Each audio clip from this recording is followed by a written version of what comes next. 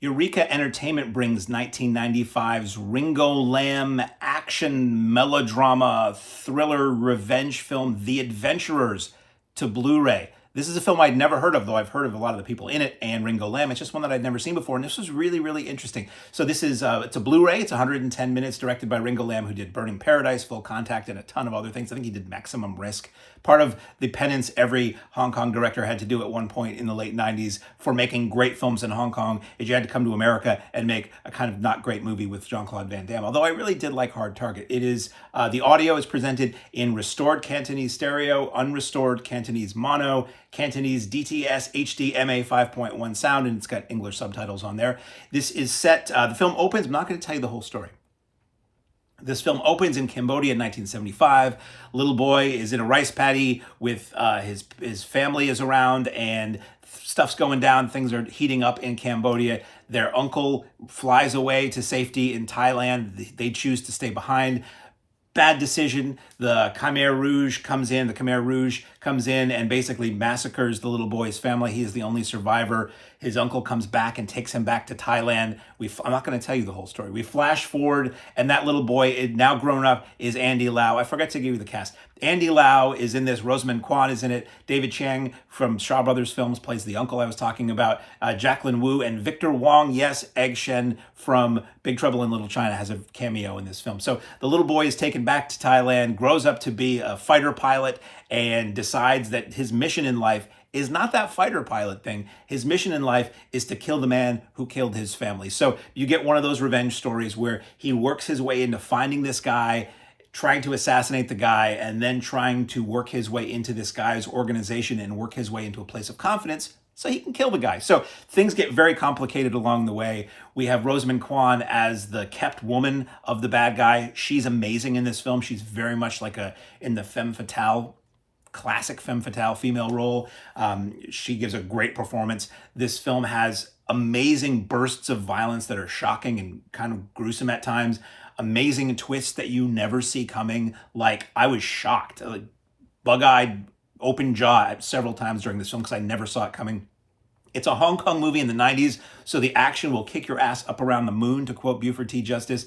It is funny at times. The humor always felt a little, I was always like, because I'm somebody of tender sensibilities, I was always just marginally offended when it got funny because the movie is so deadly serious, but there are times when it gets funny, and when it gets funny, it's funnier because you don't expect it to happen. Some amazing action choreography here and there. Not like Jackie Chan level. The action sequences are relatively short, although toward the end it gets bonkers, but they're just really well done. It's gunplay, some fisticuffs, some gunplay. It's not really a martial arts film.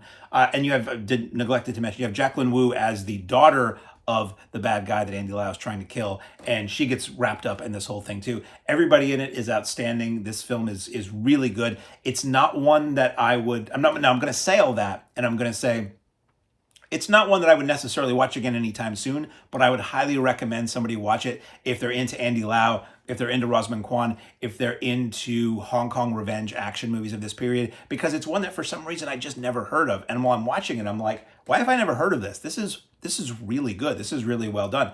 It's and like super twisty, super like not. I could never tell you where this movie was going to go. It kept doing things that I never saw coming, and I respect films that surprise me. This is, and it does globetrot a bit too. You go from Cambodia to Thailand to the US to Hong Kong. Did not expect any of this would be set in the US. That was an interesting little surprise. And it does give you these tiny little oases, these tiny little moments where characters speak English and you go, I don't have to read for a moment. So that's always a pleasant thing in a Hong Kong film. It reminded me in some ways very vaguely of Better Tomorrow 3 or Bullet in the Head, just in terms of where it was set and really kind of harrowing things going on in the Vietnam era Southeast Asia arena. The sequence where the little boy loses his family is really pretty brutal and shocking. I would say you don't see it coming, but if you're listening to me and you haven't watched the film yet, you're going to see it coming. Sorry about that. I usually try to be spoiler free in this show. So the extras. We get an audio commentary by David West, which is very good. A little dry, but very informational about everybody involved. Very interesting. You get two adventurers, an interview with Gary Bettinson, he's a film scholar who discusses Ringo Lam's career and the film. That's 21 minutes. Writing for the Dark-Faced God, interview with the screenwriter of the film, Sandy Shaw, that's 14 minutes. And then you get a 3-minute trailer, which looks like it's recreated using the new transfer and newly created titles, which I'm generally not a fan of. I like to see, even if it looks cruddy, I like to see what the original trailer looked like, because when it looks too good or when it looks recreated, I always find myself picking it apart, trying to see if I can see where the seams show. So, but that's just me, and I'm weird. So, the package, you get a slipcase with a newish cover, front and back. The slipcase, what does it do, gang? Sing along if you know the words. The slipcase, oh, as does the wrapper, slips to reveal a different cover, front and back. I say crack it open. I'm gentle with these things. You crack it open, you get that, which is a reversible cover, or a cover you can see through, really not a reversible cover, which has some imagery which looks similar to the cover, that's the face of the bad guy in this film. And then you get a really well done little booklet, Andy Lau shooting at you with purpose. It has an essay, unconventional heroism. If I could read, I would do it out loud. Unconventional Heroism, the Moral Dilemmas of Revenge in the Adventurers by Aaron Han Jun Mangan Park.